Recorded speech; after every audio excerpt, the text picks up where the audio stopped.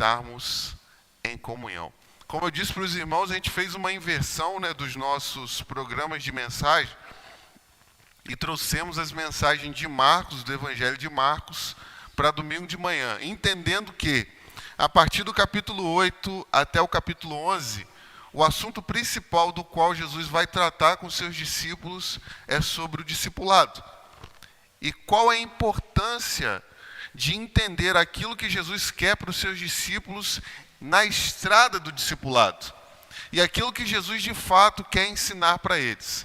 Então nessa manhã, eu quero conversar com você sobre o tema cruz, renúncia e glória.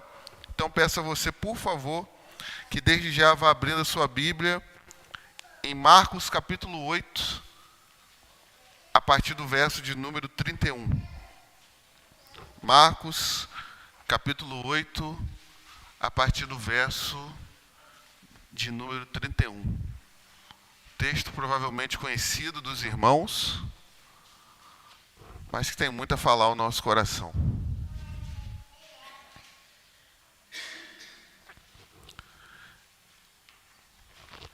Quem achou, diga amém.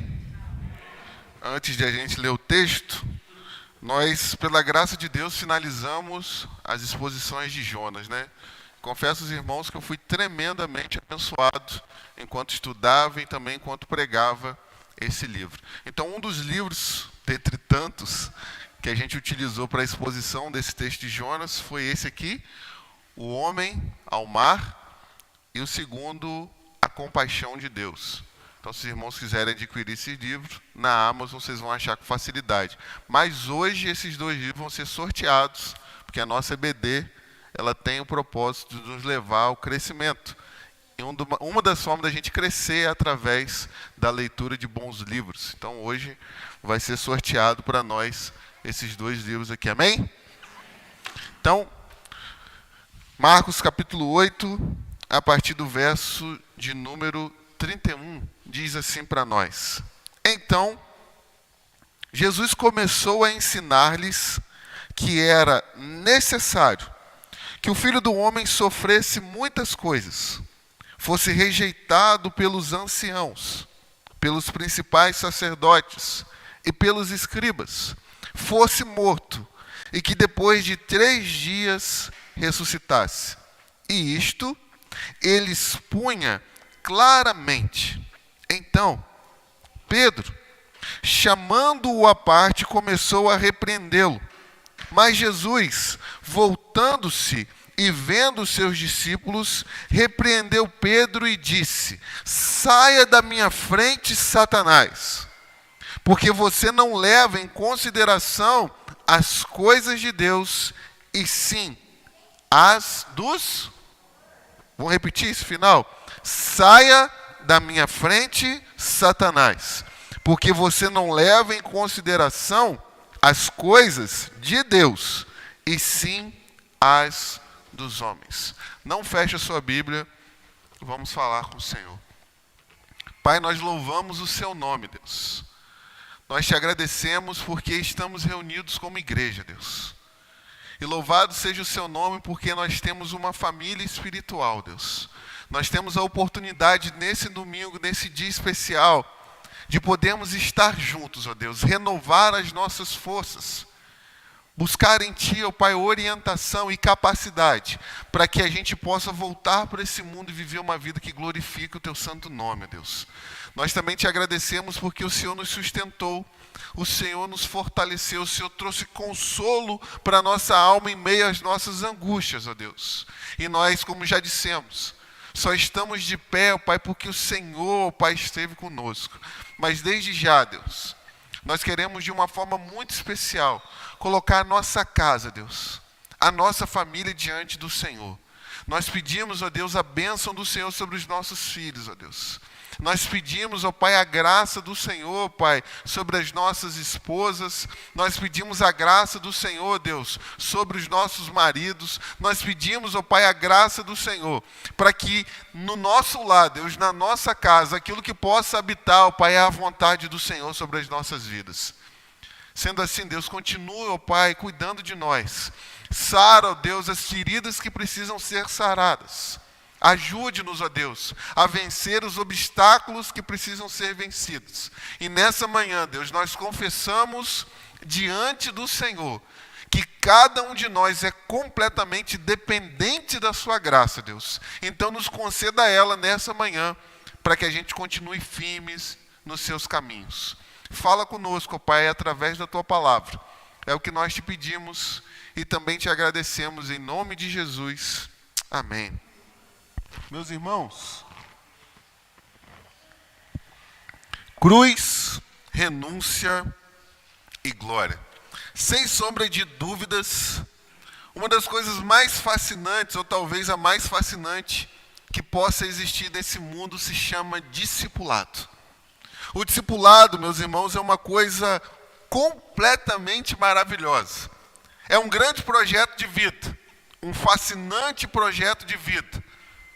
Um projeto de vida que mostra para nós que ao mesmo tempo que ele é maravilhoso, que ele é surpreendente, mas que esse projeto de vida chamado discipulado, ele é completamente desafiador para cada um de nós. Isso que nós chamamos de discipulado, ele é por demais fascinante, porque quando eu e você, cada um de nós que estamos aqui, embarcamos nele, nós somos confrontados com as nossas preferências. Em meio ao caminhar do discipulado, nós somos confrontados e chamados à mudança que talvez nenhum de nós queria ter. Mas esse projeto chamado discipulado, ele é extremamente fascinante porque ele nos leva ao crescimento do nosso caráter, ao crescimento da nossa maturidade, ao crescimento da compreensão de quem de fato é Deus e também das suas promessas. Mas isso que de fato nós chamamos de discipulado, ele é extremamente desafiador, porque ele vai gerar em nós conflitos entre aquilo que nós queremos e entre aquilo que Deus quer para nós. Por isso que nós chamamos de discipulado é uma grande realidade de cruz, renúncia e também glória. Esse texto que nós acabamos de ler, ele vai mostrar para nós Jesus, mostrando com toda a clareza, com toda a veemência, com toda a intensidade da sua alma, aquilo que ele de fato iria fazer, a sua grande missão, e aquilo que ele deseja que os seus discípulos também façam. E a partir dessa realidade, Jesus vai revelar para nós o seu grande ministério. Se você observar comigo, e assim algo que a gente gosta de fazer aos domingos pela manhã, a nossa recapitulação, quando olhamos do verso 31 para trás, nós vimos domingo passado que Jesus fez a pergunta mais importante da vida dos discípulos até esse momento. Jesus se virou para eles, lá em Cesareia de Filipe, que ficava a 40 quilômetros da Galileia, voltou-se para os seus discípulos e fez a seguinte pergunta: quem os homens dizem que eu sou? E como se não bastasse fazer essa pergunta, Jesus fez uma segunda pergunta. Ok, vocês disseram para mim quem os homens dizem que eu sou, mas quem vocês dizem que eu sou? Em meio a essa pergunta tão difícil, Pedro, e tão somente ele, se levantou no meio dos discípulos e disse: tu és o Cristo, o Filho do Deus vivo. E em meio a essa declaração de Pedro, Jesus trouxe uma outra revelação surpreendente. Ele diz: disseste bem, Simão Barjonas, mas eu te digo que tu és Pedro, e sobre esta pedra, rocha, Cristo, eu edificarei a minha igreja, e as portas do inferno não prevalecerão contra ela. Jesus deixou claro para nós que ele era a base da igreja, o dono da igreja, o edificador da igreja e também o protetor da igreja, mostrando para mim e para você, ensinando uma lição de que a gente não precisa temer, Qual governo vai se levantar? Qual instituição vai se levantar? Que governante vai surgir? Que guerras vão acontecer? Porque Jesus, de fato, é o dono da igreja. Passe o tempo que for, a época que for, as circunstâncias que for, a igreja sempre terá um remanescente, porque é aquilo que Deus construiu, homem nenhum pode destruir. E diante de toda essa declaração maravilhosa, Jesus agora se volta para os discípulos uma vez mais, para mostrar para eles qual de fato era a sua missão. E sendo assim, meus irmãos, quem está comigo, diga amém. O que esse texto tem para ensinar para mim e para você nessa manhã? E se você pode, acompanhe comigo, por favor, a exposição desse texto. Primeiro ponto que eu quero destacar para nós nessa manhã é o seguinte: a verdadeira missão do Messias. A verdadeira missão do Messias.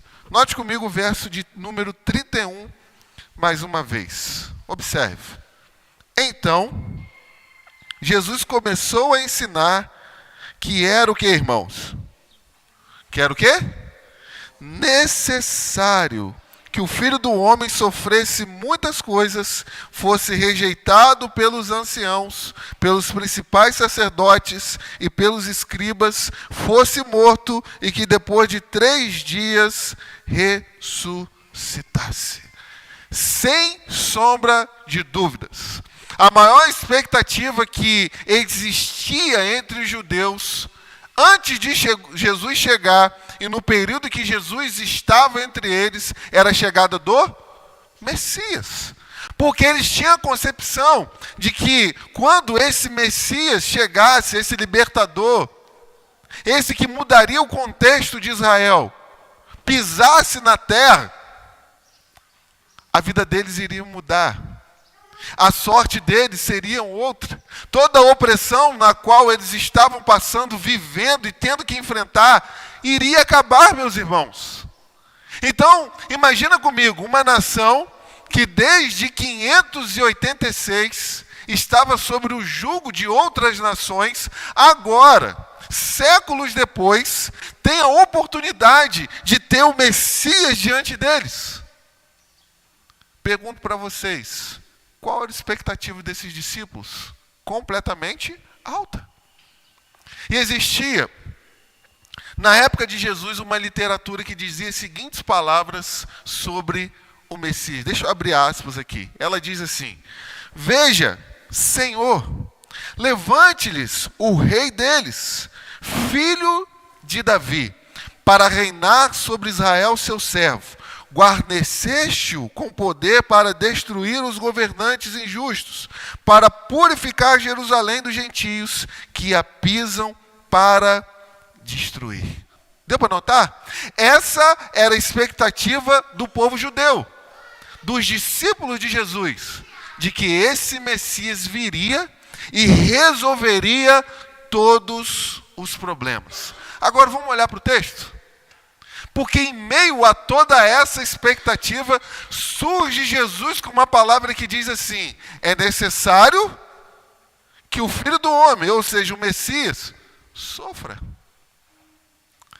padeça, enfrente dificuldades, enfrente problemas. Jesus traz aqui, meus irmãos, nesse momento uma quebra completamente de expectativa. Porque eles imaginavam o Messias de uma maneira, e Jesus agora apresenta o Messias de uma maneira completamente diferente. Em meio a esse ponto, eu quero deixar claro para nós nessa manhã, que Jesus mostra que a missão verdadeira do Messias era sofrer. Se você notar aí comigo, o verso de número 31 ainda, observe as palavras que Jesus vai utilizar. Ele vai falar de ser o quê? Rejeitado. Ele vai falar de ser morto.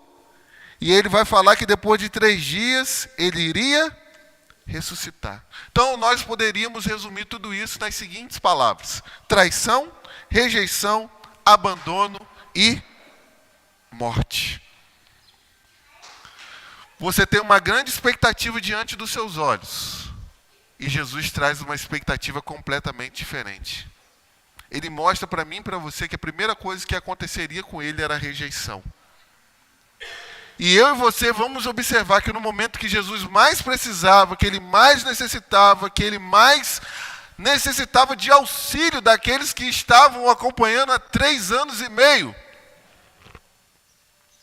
quando de fato as coisas esquentaram, poderíamos dizer assim, o que os discípulos de Jesus fizeram? Fugiram. E deixaram ele só, abandonado, sem ter o recurso de ter um ombro amigo para chorar a sua angústia de ter que enfrentar a morte. Mas em meio à sua caminhada, o texto vai dizer para nós que os anciãos rejeitariam Jesus. Meus irmãos, desde o Antigo Testamento, os anciãos eram aqueles que lideravam o povo. Eram aqueles que guiavam o povo. E o que deixa a gente chocado nesse momento, que aqueles que deveriam olhar para Jesus e dizer assim, está Deus diante de nós, foram eles que rejeitaram a Jesus. Porque a tradição deles, a teologia deles, as convicções pessoais deles, foram mais importantes do que a revelação do próprio Deus encarnado diante dos olhos deles. Mas uma outra coisa que Jesus iria sofrer, que ele deixa claro para nós, que ele seria morto. Já parou para pensar? E aqui eu quero fazer um recorte e uma nota de rodapé. Que o povo no qual adorava a Deus acabou de matar o próprio Deus? Dá para pensar um negócio desse? O povo que esperava algo de Deus, quando Deus se manifestou em carne, mostrou para eles a verdade, o caminho no qual eles deveriam seguir, eles estavam tão cegos, que quando eles penduraram Jesus naquele madeiro, eles estavam dizendo assim, eu não quero, eu não aceito os seus caminhos, eu não quero aquilo que o Senhor deseja para nós. Então Jesus deixa claro que a missão do Messias era ser traído, era ser abandonado, era sofrer e passar por muitas coisas. Mas se você observar, eu fiz questão de frisar enquanto a gente lia, que Jesus disse que tudo isso era o quê, irmãos? Tudo isso era o quê? Necessário. Mas surge a grande pergunta nesse momento, por que era necessário? É necessário que eu enfrente essas lutas, é necessário que eu enfrente esses desafios, mas por que é de fato necessário que tudo isso aconteça? E a palavra de Deus vai mostrar para nós que todo esse sofrimento era necessário porque o Pai havia determinado que isso acontecesse. 1 Pedro, capítulo 1, verso 19 e 20 diz assim para nós: mas pelo precioso sangue de Cristo, como de um cordeiro sem defeito, sem mácula, ele foi conhecido quando? Quando, irmãos? Desde a fundação do mundo. Então, antes que tudo acontecesse, já estava decretado pelo Pai que Jesus iria morrer pelos nossos pecados. E por causa disso, do decreto do Pai, era o quê? Necessário que Jesus morresse. Mas era necessário que Jesus morresse também porque a própria lei de Deus havia exigido isso.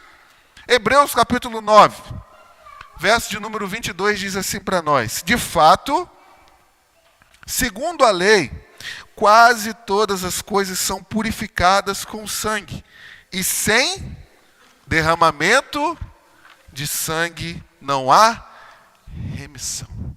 E aqui nós precisamos entender a palavra remissão como perdão, como satisfação dos pecados. E aqui vamos notar, acompanhe comigo uma coisa aqui interessante. por favor.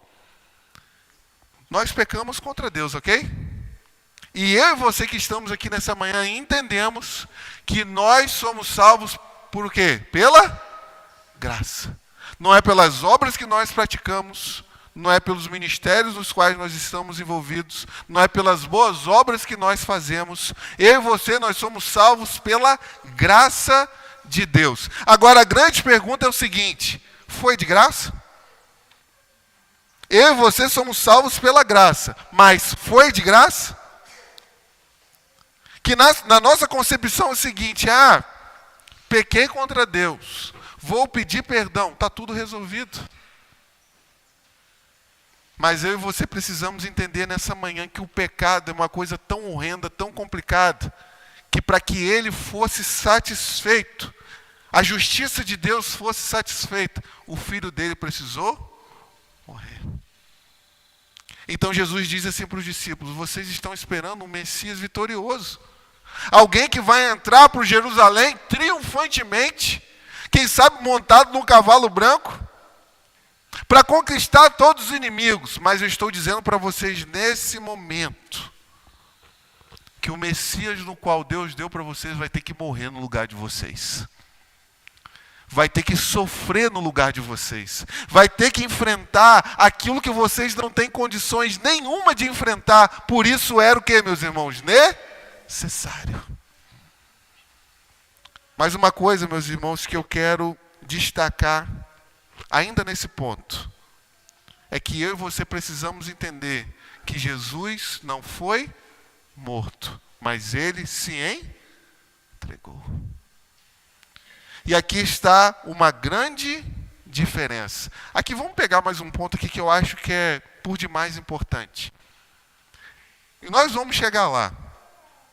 Em todo o processo de condenação, todo o processo de Jesus ser castigado fisicamente, eu pergunto para vocês dessa manhã: quando que Jesus abriu a boca para se defender? Quando que Jesus abriu a boca para dizer que ele era inocente? Quando que Jesus abriu a boca para reclamar daquilo que ele estava vivenciando? Sabe por que ele não reclamou? Sabe por que ele não falou nada? Porque ele não levava os seus próprios pecados, mas ele levava o nosso pecado. E eu pergunto para vocês: os nossos pecados têm defesa? Tem como argumentar por causa dos nossos pecados? Então Isaías 53 vai dizer para nós que ele foi como ovelha muda. Porque ele não levava os seus próprios pecados, mas ele levava os nossos pecados. Os nossos pecados são indefensáveis. Por isso ele foi como ovelha muda. Não há o que defender. Alguém precisa pagar. Alguém precisa pagar. Mas o segundo ponto da nossa reflexão nessa manhã, se você acompanhar comigo, por favor. Em meio à grande missão do Messias, existe, em segundo lugar, o grande perigo do discípulo querer seguir a sua própria estrada. Observe que Jesus apontou um caminho, ok? E esse caminho era de quê? Cruz, renúncia e morte. Mas a falta de compreensão dessa realidade pode levar um discípulo de Jesus a querer seguir a sua própria estrada, o seu próprio caminho, a sua própria vontade. E o verso de número 32 vai destacar isso para nós. Preste bem atenção, por favor. Que diz assim: e isto ele expunha claramente. Note esse ponto. Jesus contou essa história de que maneira? Clara. Objetiva, não tinha erro, não tinha engano, não tinha como você não ter a compreensão. Isso ele expunha claramente. Então, Pedro, chamando-o à parte, começou a fazer o que, irmãos? Repreendê-lo. Mas Jesus, voltando-se e vendo os seus discípulos, repreendeu a Pedro, dizendo: saia da minha frente, Satanás, porque você não leva em consideração as coisas de Deus, e sim as coisas dos homens. Nós pintamos o quadro aqui da expectativa dos discípulos e daquilo que Jesus apresenta. Agora vamos nos colocar no lugar de Pedro. Lá atrás, Jesus havia feito um convite para ele. Eu vou tornar você pescador de homens. E Jesus começa falando do reino de Deus. Jesus começa a fazer milagres. Jesus começa a fazer maravilhas. E se Pedro tem a mesma concepção das pessoas da sua época, quando Jesus diz essas palavras, o que passou na mente dele? Eu entrei numa canoa furada. Eu acabei de entrar num caminho completamente complicado. Deixei esposa, deixei filho, deixei emprego, deixei completamente tudo para embarcar nessa viagem com esse homem que quer tão somente morrer, que quer tão somente dar a sua vida, que quer trazer tão somente lições preciosas para mexer com o coração das pessoas. E o reino de Deus. E a expulsão dos gentios. E Israel tendo seu governo de volta. Onde estão essas coisas? Então, meus irmãos, por ter essa percepção, Pedro se aproxima de Jesus e começa a fazer o quê? Repreendê-lo. Mas vamos notar um detalhe aqui interessante. Essa palavra repreender no grego é a mesma palavra que é usada para a expulsão de demônios. Então Pedro chama Jesus de lado, longe dos discípulos, e começa a repreender Jesus de forma severa. O que você está pensando da sua vida? Que caminho é esse que você está querendo tomar? Que tal coisa não aconteça com você, vai dizer o texto paralelo de Mateus.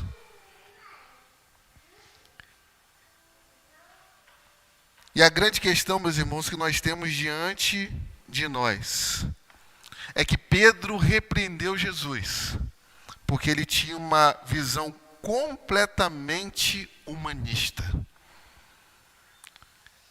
Porque Jesus diz o que para ele? Você não cogita das coisas de Deus, mas das coisas dos homens.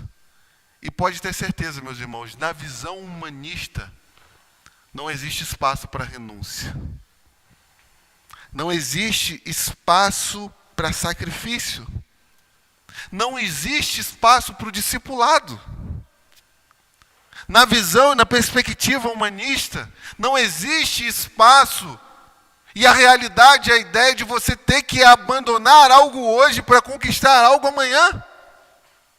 Não existe a realidade de você renunciar aos prazeres desse mundo hoje para ter uma glória eterna lá na frente. Na perspectiva humanista, aquilo que nós estamos fazendo aqui nessa manhã é loucura. É perda de tempo. É tão somente um conglomerado de pessoas que estão aqui.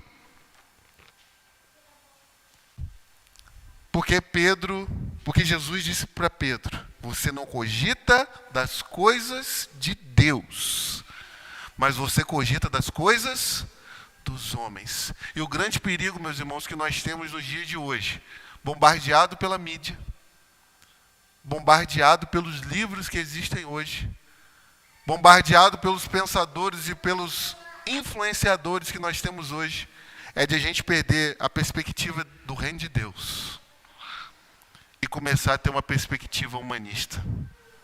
E na perspectiva humanista, quando ela invade a igreja, as mensagens que são boas são aquelas tão somente que massageiam o nosso ego. Na perspectiva humanista, as mensagens que são boas é que diz para você que você não é cauda, mas você é cabeça. Na perspectiva humanista, e nós vamos ver domingo que vem, esse negócio de cruz é loucura. Esse negócio de eu ter que carregar a cruz, de ter que morrer dia após dia para seguir Jesus, não. Isso não pode existir. E por causa dessa perspectiva completamente contrária à vontade de Deus, Pedro repreendeu Jesus. Agora, a grande pergunta que a gente faz nesse momento, e você responde para o seu próprio coração: quantas vezes a gente já repreendeu Jesus? Senhor, esse caminho não. Essa realidade não, Senhor. Isso vai me custar alguma coisa. Isso vai tirar algo de mim. Isso vai exigir de mim um passo no qual eu vou ter que perder algumas coisas.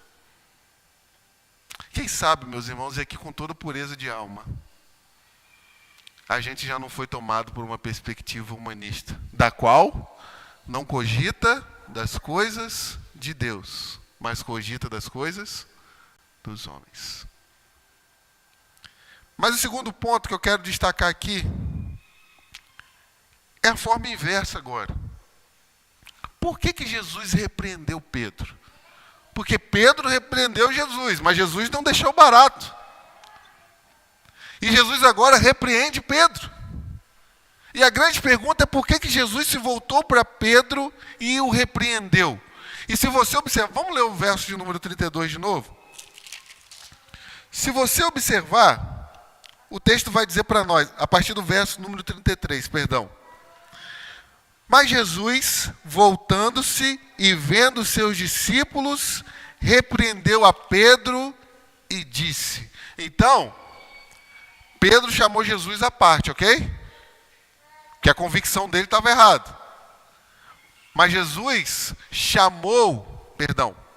Pedro chamou Jesus à parte. Agora Jesus chama Pedro e quantos discípulos? Todos. Porque se a perspectiva de Pedro estava errada, dos outros discípulos também. E Jesus diz na frente de todo mundo: afaste-se de mim, Satanás. Agora, Satanás está em Pedro ou influenciando Pedro? Pode responder, irmão. Está nele ou influenciando ele? E a gente corre um grande perigo de não vigiar. E ao invés de ser influenciado pelo Espírito de Deus, ser influenciado por quem? Por Satanás. Então Jesus, perceba comigo, que em meio à sua jornada para a cruz, meus irmãos, desde o primeiro dia no qual Jesus foi batizado, foi para o deserto, a partir daquele momento, todas as coisas tentaram cooperar para que Jesus não chegasse à cruz, para que ele não cumprisse a sua missão. E a primeira vez, de fato, que aconteceu isso foi no deserto. Mateus capítulo 4, verso de número 8 e 9 diz assim para nós: o diabo ainda levou Jesus a um monte muito alto, mostrou-lhe todos os reinos do mundo e a glória deles e disse: tudo isso lhe darei, se fizeres o que, irmãos? Prostrado você. O que está na entrelinha disso aqui? Para que cruz? Para que essa estrada tão difícil? A perspectiva que eu apresento para você é o seguinte: você tão somente precisa se dobrar diante de mim. E tudo aquilo que o seu coração almeja e deseja não é um reino?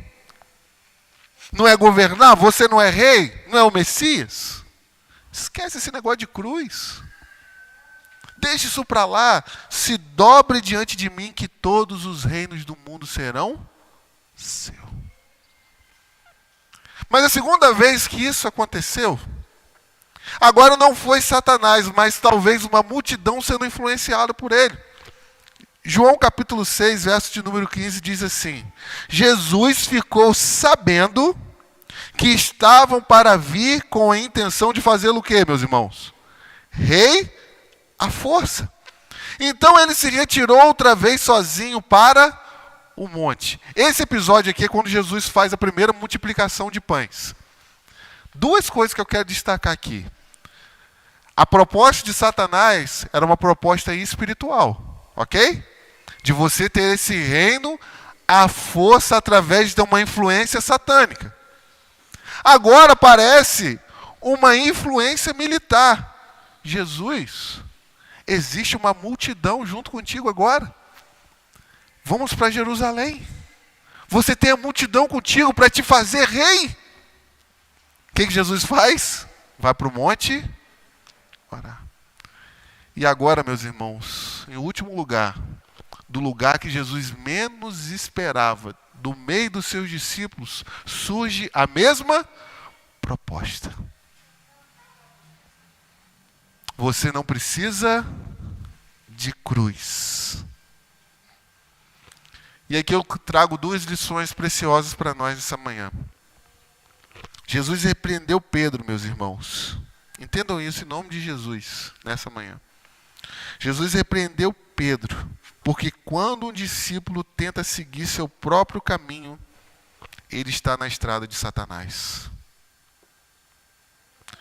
Quando um discípulo de Jesus tenta seguir o seu próprio caminho, a sua vontade, as suas diretrizes, os seus parâmetros, as suas convicções, ele não está na estrada do discipulado, mas ele está na estrada de Satanás. Mas a segunda lição que eu quero tirar para nós essa manhã é que Jesus repreendeu Pedro porque o caminho da glória, ele não tem atalhos. Ele precisa passar pela cruz. O caminho da glória para mim e para você, meus irmãos, não tem atalho. Nós precisamos passar pela cruz que se chama renúncia. Renúncia. Não existe coroa sem cruz. Não existe coroa sem cruz. E se um dia alguém te enganou e disse para você que vida cristã você não é poder e ter que passar por algum tipo de renúncia na sua vida, eu tenho que te dizer que te enganaram. Ou você vive no reino de Deus, ou você vive no reino das trevas. Ou você quer o caminho do discipulado que chama eu e você para a renúncia, ou você pode pegar um atalho com Satanás para o caminho dele. E aí, a decisão de entrar nessa estrada do discipulado, nessa manhã, é minha e sua. Ou a gente tem uma perspectiva humanista do reino de Deus, ou a gente começa nessa manhã a cogitar, como Jesus disse, das coisas de Deus. Vamos ficar de pé?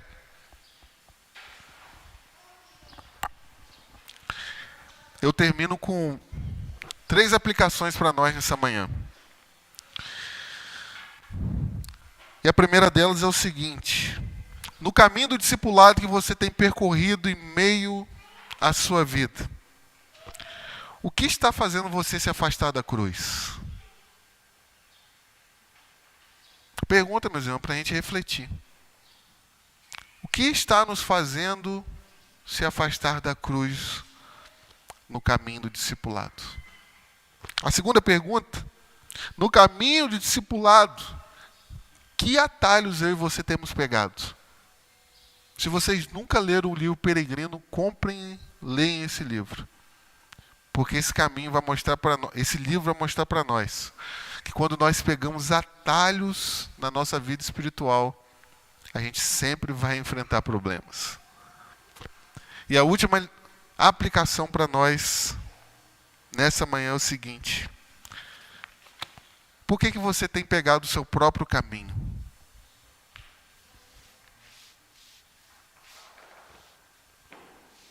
Talvez seja mais fácil para nós, né?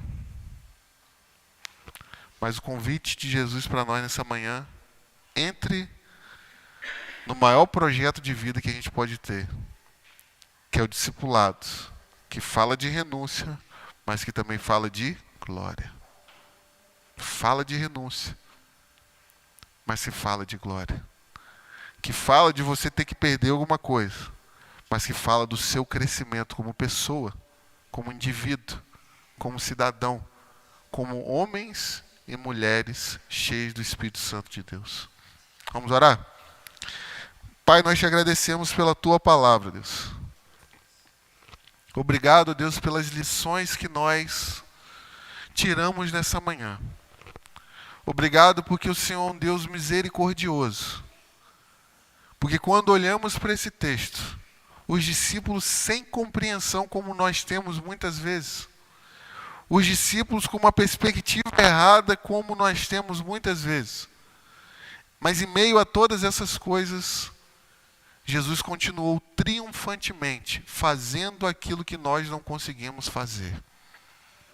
E nós te agradecemos nessa manhã porque o Senhor nos dá uma oportunidade de sair do caminho que nós estávamos seguindo e voltar nessa manhã para o caminho do discipulado. Seguir, ó Deus, aquilo que o Senhor quer para nós. Que o Senhor nos ajude, Deus, porque nós somos completamente dependentes do Senhor. Esteja conosco, Pai. É o que nós te pedimos em nome de Jesus. Amém. Deus nos ajude, meus irmãos.